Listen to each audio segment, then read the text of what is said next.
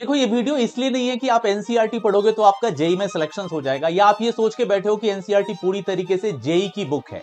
NCERT अच्छी है, NCERT बुरी है, एनसीईआरटी से नोट्स कैसे बनाए, एनसीईआरटी कैसे पढ़े। इनफैक्ट एनसीईआरटी तो इस लेवल पे है कि आप फिजिक्स पढ़ने लायक नहीं है उसकी। रही बात केमिस्ट्री की, तो केमिस्ट्री से आपके एडवांस के क्वेश्चन भी नहीं हिलेंगे। और रही बात मैथ की, तो मैथ आपसे बेहतर कोई नहीं जानता है कैसा है।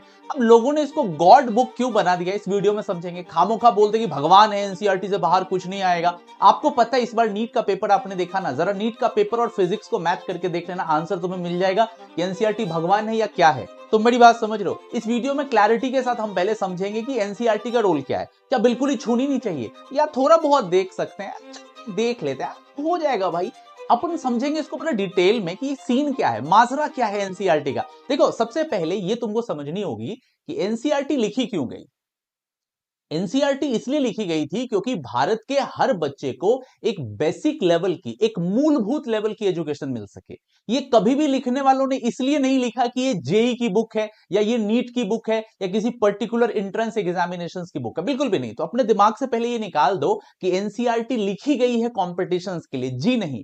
कॉम्पिटिशंस के बहुत सारे सिलेबस और कोर करिकुलम एनसीईआरटी पर बेस्ड हैं, पर इसका यह मतलब नहीं है कि आपका पूरा जेई नीट या कोई भी एग्जाम एनसीईआरटी ही है। समझ रहे हो। तो हमें यह समझना होगा कि आखिर एनसीईआरटी की जगह कहां है कॉम्पिटिशंस में। क्या एनसीईआरटी को बिल्कुल इग्नोर कर देना चाहिए।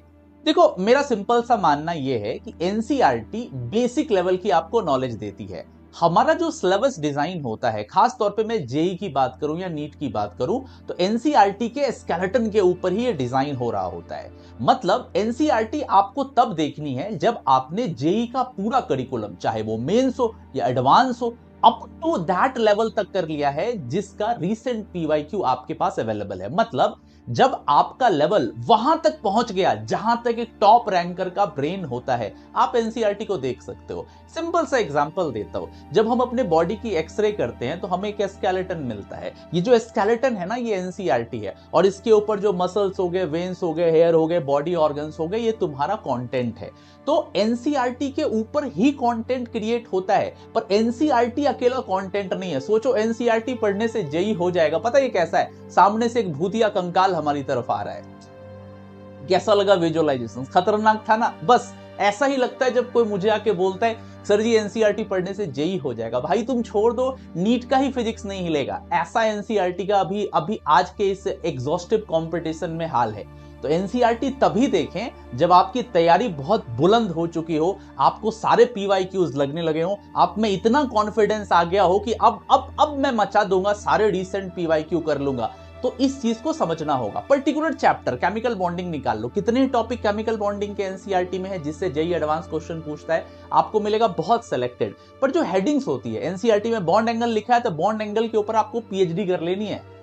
बॉन्ड एंगल के 200 क्वेश्चन लगा लेने हैं, सारे के सारे books, DPP, sheet, module analysis सब कुछ कर लेना है।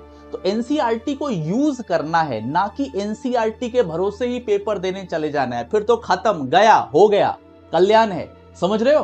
तो आपको एनसीईआरटी लगानी है, पर इसलिए नहीं लगानी है कि एनसीईआरटी आपकी मेन एंड कोर बुक है। आपको साथ में आपकी कोचिंग जो शीट्स देती हैं, डीपीपीज देती हैं, प्रीवियस ईयर के क्वेश्चंस होते हैं, जो ट्रेंडी क्वेश्चंस होते हैं, या बहुत बढ़िया फॉरेन ऑथर के कॉन्सेप्ट्स आपने लगा रखे हैं, आपने बहुत कुछ कर रखा है, तब आप एनसीईआरटी पर एक नजर डाल सकते हैं। मैं मानता हूं कि एक टॉपर रिवर्स वे में चलता है, पहले वो अपने कंटेंट के ऊपर बहुत ज्यादा काम करता है, देन आफ्टर एनसीईआरटी पे आता है। और दूसरी तरफ जिन बच्चों के रैंक्स नहीं आते, वो पूरा साल एनसीईआरटी ही करते रह जाते हैं। आपको समझना होगा कि आज से 15-20 साल पहले जो लोग एडवाइस किया करते थे, 10-15 साल पहले या उससे भी पहले, कि आप AIEEE या AIPMT जैसा एग्जाम अगर निकालना चाहते हो तो आप एनसीईआरटी पढ़ लो, एनसीईआरटी से सिलेक्शन हो जाएगा। पर गाइस सच्चाई बहुत डिफरेंट है, और ये चुभती भी है थोड़ी सी।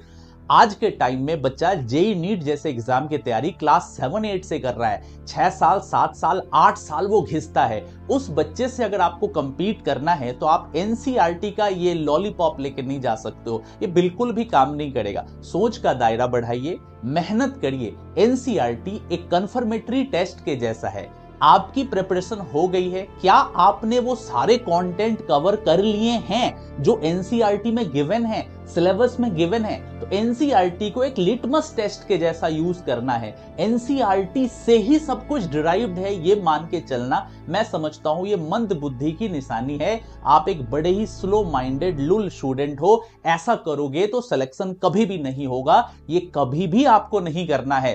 फाइनल कंक्लूड कर देता हूं, अगर आप जेई जैसे एग्जाम की तैयारी कर रहे हैं और अगर आप चाहते हो जेई एडवांस में कमाल का रैंक लाना, तो थोड़ा एनसीईआरटी को देखो, पर एनसीईआरटी को भगवान मत बनाओ, उसकी पूजा मत करो। एनसीईआरटी बस एक बेसिक कंफर्मेटरी लिटमस टेस्ट है कि मैंने जितना पढ़ा, मेरे सिस्टम में, मेरे कोचिंग में, ऑनलाइन ऑफलाइन में जितना पढ़ाया गया, क्या वो एनसीईआरटी को पूरा कवर कर लेता है। साथ ही साथ अगर मैं स्कूलिंग का एग्जाम देता हूं, 12th के बोर्ड्स देता हूं, तो बहुत हद तक एनसीईआरटी हेल्पफुल होती है, क्योंकि आपका जो पेपर बनाया जाता है उसका जो कंटेंट ड्रिवन होता है वो एनसीईआरटी ही उसकी मदर बुक होती है। तो अगर आप 11th 12th जैसे क्लास में पढ़ रहे हैं तो मैं बोलूंगा एनसीईआरटी जरूर एक बार देखें, ये आपके बोर्ड्स में हेल्प करेगी। इवन ये बोर्ड्स के लिए ही तो लिखी गई थी, एक बेसिक शिक्षा देने के लिए तो लिखी गई थी, ये कभी भी कॉम्पिटिशंस के लिए नहीं लिखी गई है। लेकिन अगर आप ड्रॉप ईयर में हैं तो मैं बोलूंगा एनसीईआरटी की भक्ति बहुत हो गई, छोड़िए और अपने कंटेंट पर काम करिए। जितना हो सके आप अपने कंटेंट पे दिन रात जी जान लगा दीजिए और अपना बेस्ट दीजिए, क्योंकि कंटेंट ही आपको मदद करेगा, एनसीईआरटी की भक्ति नहीं। आई होप आपको वीडियो पसंद आई होगी। हमारे बहुत सारे बैचेस चल रहे हैं, Nexus, Phoenix, on plus and Iconic and also on VIP, अब उनको ज्वाइन कर सकते हैं। Thank you so much, take care, bye bye.